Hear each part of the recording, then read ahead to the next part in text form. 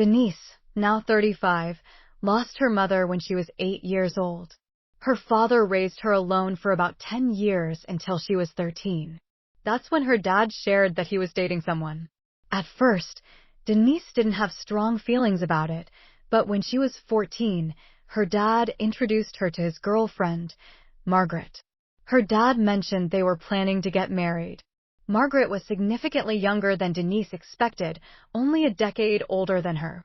Initially, the age difference startled Denise, but with time, it became less of an issue. However, Denise and Margaret didn't click. Margaret often tried too hard to act like a mother to Denise, which felt overwhelming. Despite Denise's attempts to discuss this with her dad, he seemed to take Margaret's side. This didn't sit well with Denise, but her relationship with her dad remained strong. They would meet for lunch every other weekend.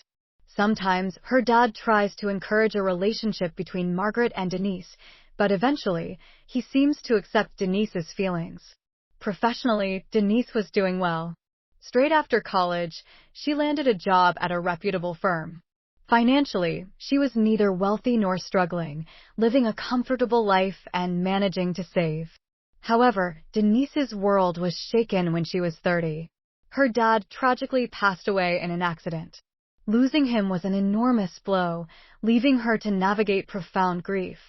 Denise struggled immensely, often crying herself to sleep and finding it hard to get through the day. Fortunately, she was able to take a week off work to grieve. Despite their strained relationship, Denise knew that Margaret and her dad had shared a deep love. She tried to check on Margaret the first time she saw her after the accident. Margaret appeared surprisingly unaffected, at least outwardly.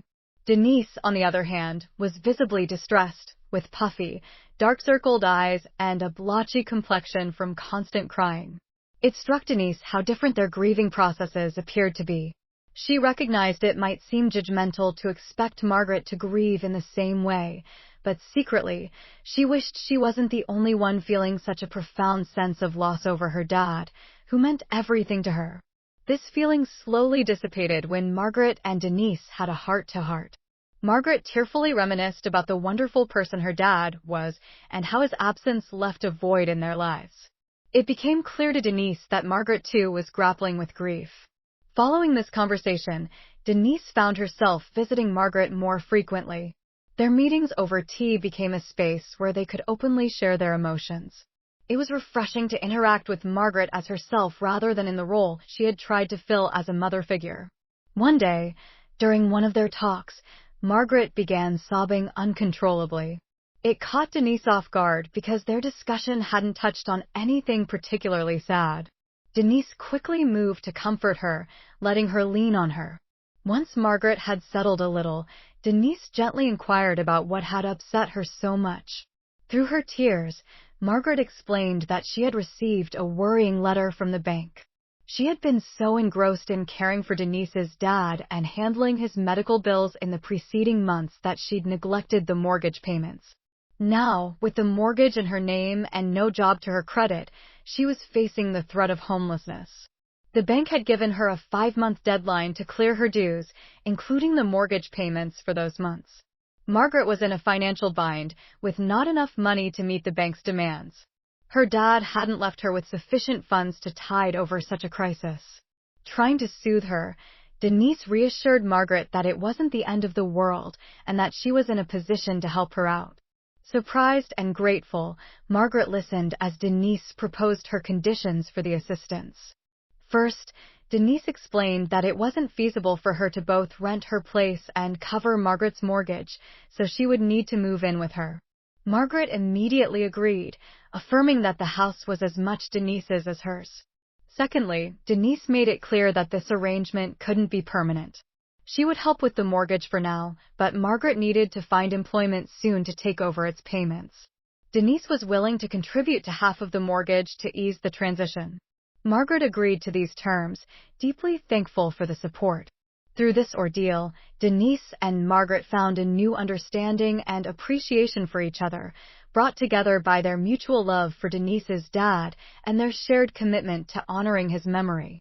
Denise emphasized that Margaret would need to secure employment and over time reimburse her for the financial help she was offering. Margaret assured her she would.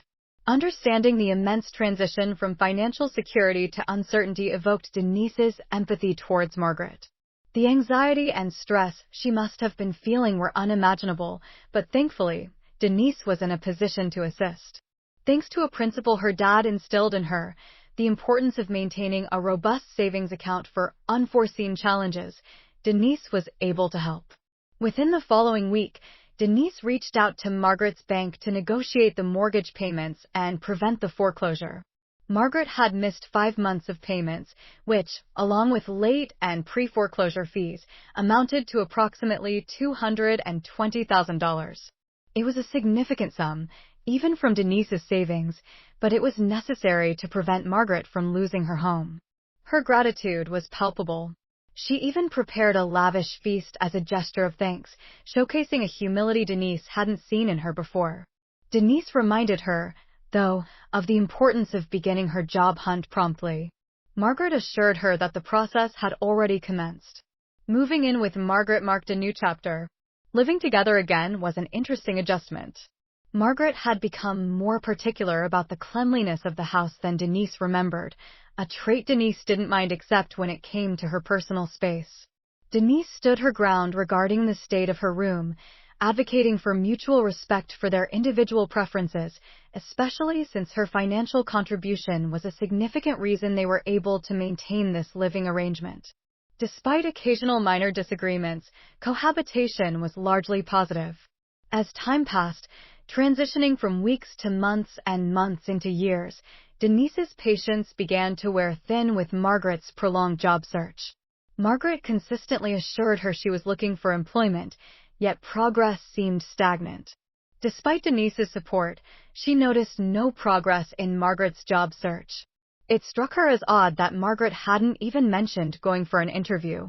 When Denise gently broached the subject, Margaret quickly became defensive. Denise explained that her concern wasn't with Margaret's efforts, but with the lack of tangible results, especially since a year had passed since Margaret promised to find a job. Denise suggested even part-time work as a temporary solution, but Margaret dismissed the idea, suggesting she'd rather face homelessness than accept a job she deemed beneath her. This response, especially her using her dad's memory to guilt Denise, felt manipulative. Denise continued to cover the mortgage, but Margaret's behavior grew increasingly difficult to handle. She started questioning Denise's whereabouts and who she spent time with, imposing more than Denise felt was fair. Initially, Denise tolerated her behavior, but as it escalated, she asserted her boundaries, which led to tension between them. After another 2 years passed with no change, Denise's patience wore thin. Doubting Margaret's sincerity and finding employment, Denise took the controversial step of looking through her emails. What she found confirmed her suspicions. Margaret had applied to only 2 jobs in the 3 years since Denise started helping with the mortgage. Denise felt betrayed by her deceit, especially after she had gone to great lengths to support her. Confronting Margaret about her discovery and the decision to stop financial assistance led to a heated argument. Margaret reacted poorly, failing to understand the gravity of her actions and Denise's frustration. This moment was a turning point, forcing Denise to reassess their living situation and the sustainability of their current arrangement. For 3 years, Denise extended every possible support to Margaret, offering guidance and patience as she navigated her challenges. However, Margaret's reluctance to accept advice or actively seek employment led Denise to confront her about her apparent lack of effort. When Denise asked her to prove her job search efforts, Margaret accused her of invading her privacy. Despite this, Denise expressed how their relationship had grown and her gratitude for the opportunity to help her. But she also emphasized her need to focus on her own future goals, which did not include indefinitely paying for a home that was never in her plans. Margaret's distress was palpable, and though it affected Denise, she needed space to process her frustration.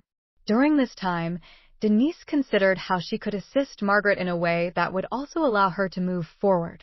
After some research, she suggested Margaret consider filing for bankruptcy as a way to manage her mortgage payments and potentially relieve her financial burden for up to 6 years.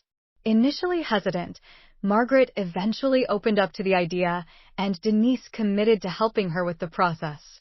It took weeks, but they successfully navigated the paperwork, and Margaret was granted a reprieve from her mortgage payments. With this newfound relief, Denise urged Margaret to focus on rebuilding her life.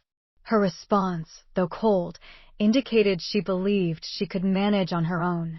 This realization that their relationship had shifted from mutual support to dependency prompted Denise to make a significant change. She moved out the following month, focusing on her personal and professional growth. Her finances improved. She earned a promotion and began making substantial investments. As time passed, the distance between Margaret and Denise grew. They barely communicated, and it became clear that the effort to maintain their connection was one-sided. This chapter of Denise's life, while challenging, taught her the importance of setting boundaries and prioritizing her well-being alongside her willingness to help others. Despite everything, Denise made an effort to check in on Margaret from time to time because she was important to her dad and he loved her deeply. Whenever Denise inquired about her well-being or if she had found work, Margaret responded dismissively, telling her it was none of her business. Her coldness stung, but over time, Denise learned to let it slide, focusing instead on the positive trajectory of her own life. However, about 6 months after Margaret's bankruptcy relief ended, she unexpectedly appeared at Denise's doorstep, looking visibly distressed.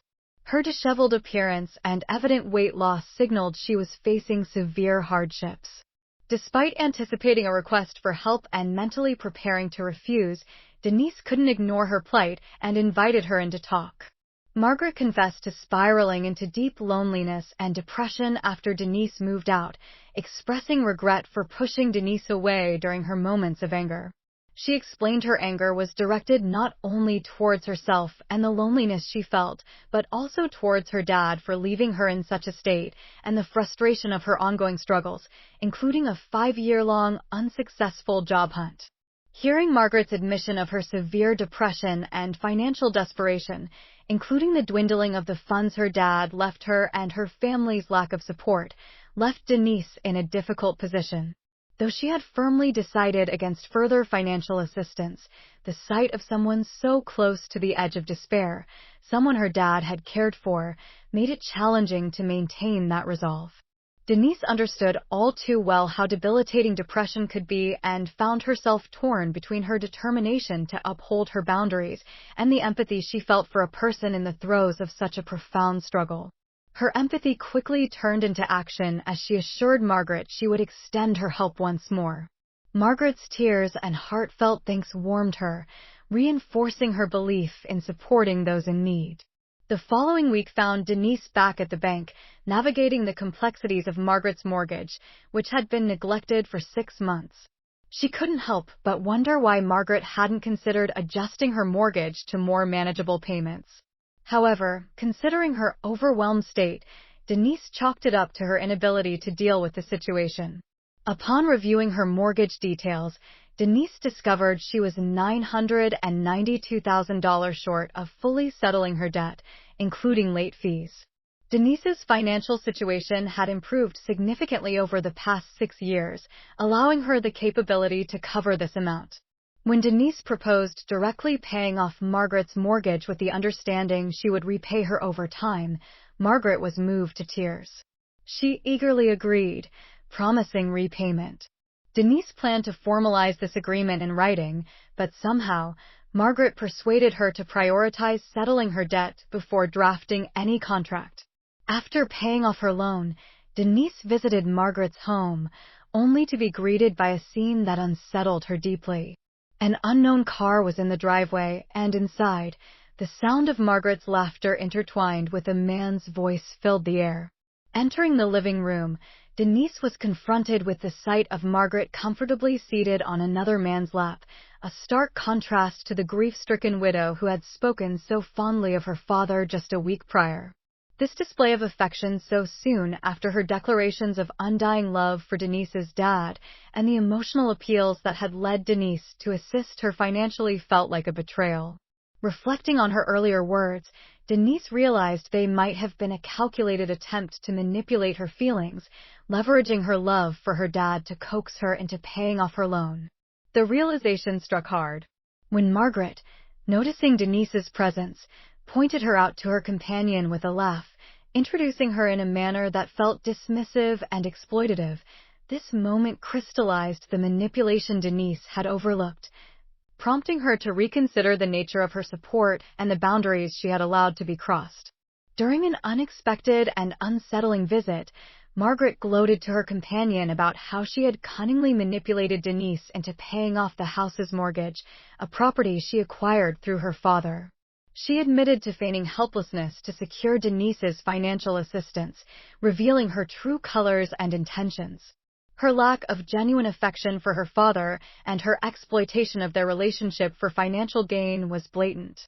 Stunned by her callousness and deceit, Denise confronted her only to be met with a shocking lack of remorse. Margaret proudly declared her victory, boasting about owning the house and her new life with her boyfriend, utterly dismissing the love her father had for her. Feeling betrayed and hurt, Denise left her house in tears, determined not to let Margaret triumph in her deceit. Fortunately, Denise had a moment of providence. The bank had a policy of holding large transactions for a day, allowing her the chance to cancel the transfer upon realizing Margaret's deceit. Denise promptly canceled the payment, cutting off all contact with her, ensuring she could not reach her again. As days turned into weeks, Margaret remained oblivious to the canceled transaction, living under the false assumption that she had secured the house. Meanwhile, Denise moved on, both physically and emotionally, taking solace in the knowledge that Margaret's treachery would soon come to light. True to expectations, the mortgage payment was never completed, leading to the foreclosure of the house. Word of her situation spread among mutual friends, revealing her true nature to all and isolating her further. As her boyfriend left and she found herself without support, income, or a roof over her head, Denise felt a sense of justice. This painful experience taught Denise the harsh reality of human nature and the importance of guarding her emotions against manipulation. She learned the hard lesson that not everyone deserves her trust or her help, especially those who see kindness as a weakness to be exploited. In spite of the turmoil, Denise found strength in her ability to protect her father's legacy and stand up for herself. This ordeal, while bitter, has not embittered her. Instead, it has empowered her to live a life that honors her father's memory, free from the shadows of the past.